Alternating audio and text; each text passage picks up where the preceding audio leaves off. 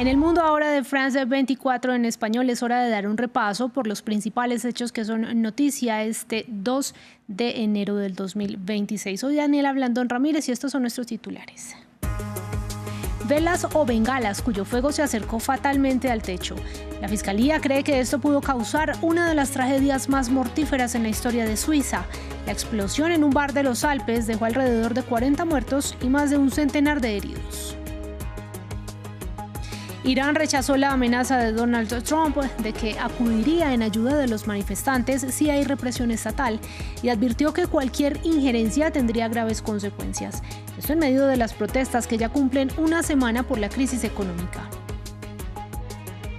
Al menos un muerto dejó un terremoto de 6,5 en México con epicentro en el turístico estado de Guerrero.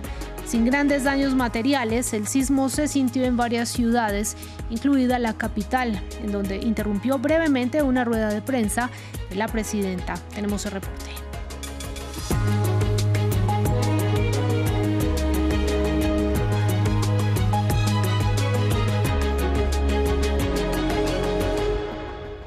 Actualizamos información sobre el fatal incendio que arrasó un bar de la estación suiza de esquí de Crans-Montana. Mientras la Fiscalía revisa si el sitio contaba con medidas de seguridad adecuadas, las hipótesis apuntan a velas o bengalas muy cerca del techo como el posible origen del accidente. A medida que avanza el reconocimiento de las víctimas, las cifras más recientes dan cuenta de 40 muertos y 119 heridos, muchos de ellos en estado grave. Alberto Naya con los detalles. 2 días después de la catástrofe, sigue el conteo de víctimas y heridos. Y mientras unos recuerdan a la juventud que se perdió en este improvisado altar, las respuestas sobre el origen del incendio comienzan a llegar. Dans les hypothèses, certaines se confirment aujourd'hui. En effet, algunas de nuestras hipótesis ya se han confirmado. De hecho, todo apunta a que el incendio se inició a partir de las velas encendidas o de las bengalas que se habían colocado en las botellas de champán, que estaban demasiado cerca del techo.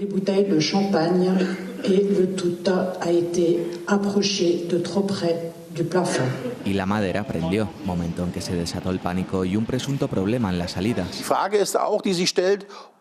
La pregunta que surge es si el edificio fue aprobado como lugar de reunión para hasta 200 personas, como diríamos en Alemania, y si había mucha más gente dentro esa noche. Si hay más gente dentro, por supuesto, hay que recalcular el número de vías de escape. Si las vías de escape no funcionan o la gente no puede salir rápidamente, esto puede provocar reacciones de pánico. Pánico que se propagó tan rápido como las llamas, y hoy muchos siguen buscando a sus seres queridos. No les daré nombres, pero algunos de nosotros perecimos en el incendio. Algunos están heridos y no sabemos dónde están. Otros están desaparecidos. Vimos a algunos que, por desgracia, cayeron. Y ver esas escenas de gente quemada intentando salir fue muy impactante. Salí, mis amigos me esperaban afuera y me arrodillé frente a ellos de alegría por estar afuera. Las tareas de reconocimiento aún en curso se prolongarán, dijeron las autoridades, unos días, mientras decenas de heridos han sido trasladados a sus países de origen. Y en tanto, en Irán, el gobierno rechazó las declaraciones de Donald Trump, en las que el republicano aseguró que Estados Unidos iría al rescate de los manifestantes si hay represión estatal. Según organizaciones de derechos humanos, varias personas han perdido la vida en un nuevo episodio de tensión social a causa de la crisis económica. Cualquier intervención de Estados Unidos en Irán sería una línea roja y provocaría una respuesta inmediata. Así lo advirtió Ali Shamkhani. Otro asesor del líder supremo, Ali Larijani, lanzó una advertencia similar. Con las declaraciones de responsables israelíes y de Donald Trump, ahora queda claro lo que ocurría entre bastidores. Distinguimos entre la postura de los comerciantes que protestan y las acciones de actores desestabilizadores. Y Trump debe saber que una injerencia de Estados Unidos en este asunto interno desestabilizaría toda la región y perjudicaría los intereses estadounidenses. Estas reacciones llegan después de que Trump advirtiera el viernes al gobierno de Teherán. Si Irán dispara y mata violentamente a manifestantes pacíficos, como es su costumbre, Estados Unidos acudirá en su rescate. Estamos listos y preparados para actuar. Irán vive un momento de tensión social y sus dirigentes acusan a Estados Unidos de intentar aprovechar la crisis para desestabilizar el país.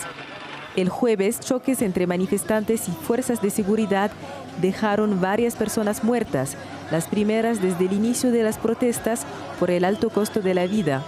El presidente Masoud Pezeshkian aseguró estar dispuesto a escuchar las reivindicaciones de los iraníes.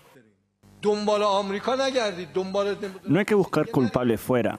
Somos nosotros quienes debemos gestionar mejor los recursos, encontrar soluciones y responder a las necesidades de la población. Por ahora, las protestas no alcanzan la magnitud de las movilizaciones de finales de 2022 tras la muerte bajo custodia policial de Mahsa Amini.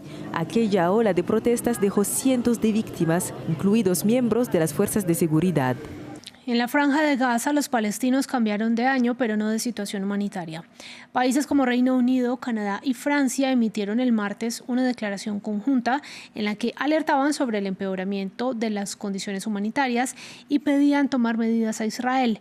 Pero este gobierno al tiempo prohibió la operación de 37 ONGs. En tiendas de campaña, sin protección contra el frío ni la lluvia, los habitantes de Gaza dieron la bienvenida al nuevo año. Meses después de que se estableciera un frágil alto el fuego entre Israel y Hamás, las duras condiciones de vida persisten. Aunque el suministro comercial de alimentos ha mejorado desde el fin de la guerra, los palestinos y las agencias humanitarias afirman que se necesita mucha más ayuda. Ya es suficiente con que vivamos en tiendas de campaña y en medio del caos debido a la lluvia y nadie se compadece de nosotros. No tenemos nada, ni siquiera ropa. Aún así, parece poco probable que las entregas de ayuda mejoren en 2026. Israel confirmó que aplicará una prohibición a 37 ONG en Gaza que no cumplieron con las normas de seguridad y transparencia que entró en vigor el jueves. Las nuevas regulaciones exigen a las organizaciones que proporcionen información detallada sobre sus empleados palestinos. Israel afirma que esto forma parte de un esfuerzo por eliminar las organizaciones a las que acusa de apoyar el terrorismo. Sin embargo, varias ONG, incluidas muchas con sede en Israel, argumentan que esta medida socava los principios humanitarios de independencia y neutralidad.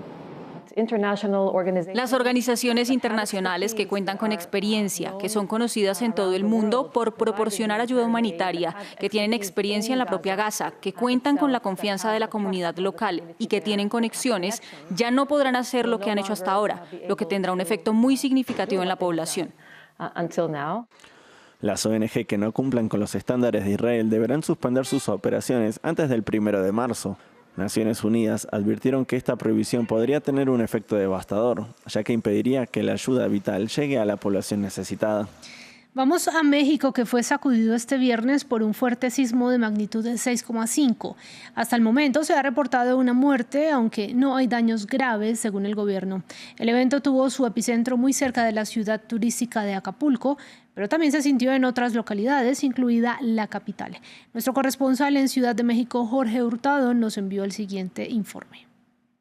En México, la mañana de este viernes comenzó con un recordatorio sobre que el país vive sobre una de las zonas sísmicas más activas de todo el continente. Y es que poco antes de las 8 de la mañana, a las 7:58, la alerta sísmica sonó en altavoces y también en todos los teléfonos de las personas que viven en Ciudad de México. Fueron apenas segundos de aviso antes de que se sintiera este temblor. El sismo fue claramente perceptible en toda la capital mexicana. Decenas de personas salieron de sus viviendas y también oficinas.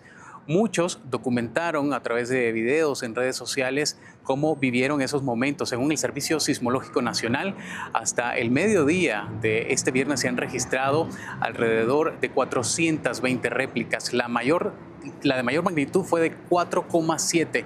Además, el sismo se sintió en otras regiones como Oaxaca, Guerrero, también se sintió en Jalisco, Morelos, Sonora y Baja California. Aquí en la Ciudad de México, las autoridades inmediatamente informaron que el sistema de alerta tuvo una efectividad del 98%, importante en una ciudad donde millones de personas dependen de esta alerta previa para poder evacuar a tiempo. Nos quedamos en la región para pasar a Argentina, en donde el presidente Javier Milei expidió un decreto que introduce modificaciones a la Ley de Inteligencia Nacional.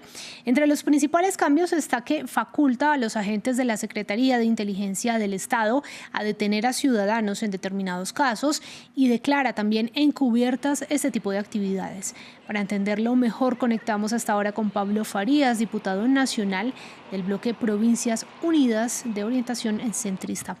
Lo saludo a usted, muy buenas tardes, para preguntarle primero en qué consiste concretamente este decreto y qué cambios sustanciales estaríamos hablando.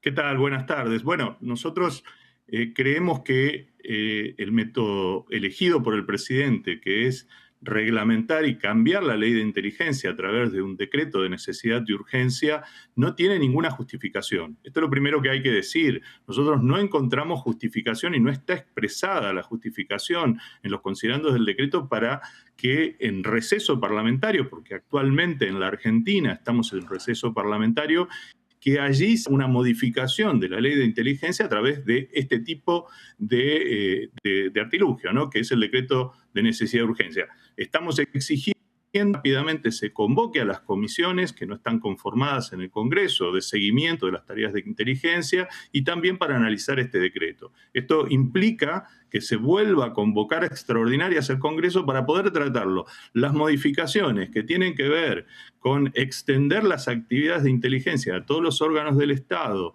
y también una facultad más ampliada para la detención de personas en determinados casos, tienen que ser discutidas en el Congreso. Básicamente, cualquier tarea de inteligencia que se amplíe y que se establezca por este mecanismo tiene que estar respaldada por una ley del Congreso y no puede darse a través de un decreto de estas características, porque claramente nos produce un montón de dudas y obviamente nos intranquiliza, ¿no? Señor Farías, usted estaba mencionando que están llamando a que se incluya el legislativo dentro de esta discusión. Primero, ¿por qué no ocurrió así y qué posibilidades reales hay de tumbar un decreto que ya fue publicado y firmado por el presidente? Bueno, ¿por qué no sucedió así? Es la pregunta que le estamos haciendo al gobierno. ¿Por qué decide un 31 de diciembre, en pleno receso parlamentario, emitir este tipo de decretos? Los decretos de necesidad de urgencia tienen que comunicarse al órgano legislativo y deben ser refrendados, es decir, no rechazados por el Congreso, que es el órgano legislativo de la Argentina. Ese es el procedimiento justo que nosotros estamos pidiendo que se realice. El problema que tenemos es que se hace en pleno receso parlamentario y con una característica que nos preocupa mucho. Ni la presidencia del Senado ni la presidencia de la Cámara de Diputados hasta el momento han convocado la conformación de las comisiones de seguimiento, tanto para los decretos de necesidad de urgencia como particularmente para la legislación de inteligencia. Y estamos hablando de cuestiones muy delicadas en el Estado de Derecho, como es la libertad de las personas y también el manejo de información muy sensible, ¿no? Hay quienes ven un componente político dentro de esta decisión. ¿En qué se basan para decir esto? Bueno, que en algún momento desde el gobierno se ha esgrimido, sobre todo cuando se han hecho denuncias por temas de corrupción o sospechas de corrupción, que esto se daba a través de tareas de inteligencia o de contrainteligencia, de invasión en las esferas del Estado argentino. La verdad que nosotros no compartimos esa visión y nos preocupa que lo que trate de hacerse a través de este decreto es controlar la actividad política o la actividad de la oposición. Estar tranquilos que eso no esté sucediendo y para poder avanzar correctamente tiene que darse este debate en el Congreso. Por eso es imprescindible que se convoque a la conformación de las comisiones y allí veamos realmente qué es lo que se quiere modificar y por qué se quieren hacer estas modificaciones que se proponen a través del decreto de necesidad de urgencia. Señor Pablo Farías, diputado nacional del Bloque Provincias Unidas, muchas gracias por esta explicación. Gracias a ustedes. A ustedes también gracias por su sintonía. Quédense con nosotros en France 24. También puede encontrar mucho más contenido en france24.com y en nuestras redes sociales. Feliz tarde para todos.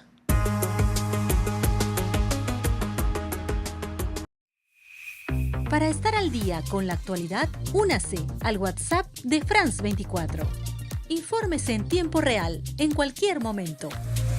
La actualidad del día ya está disponible para los miles de seguidores del canal de WhatsApp de France 24 en español. Desde cualquier lugar del mundo, manténgase al día desde su celular con el WhatsApp de France 24. ¿Hacia dónde va Europa? ¿Cuál es su peso en la balanza global? Un repaso a la actualidad de los 27 países de la Unión Europea, con reportajes y entrevistas de nuestra corresponsal en Bruselas. Europa Hoy, en France 24 y France24.com.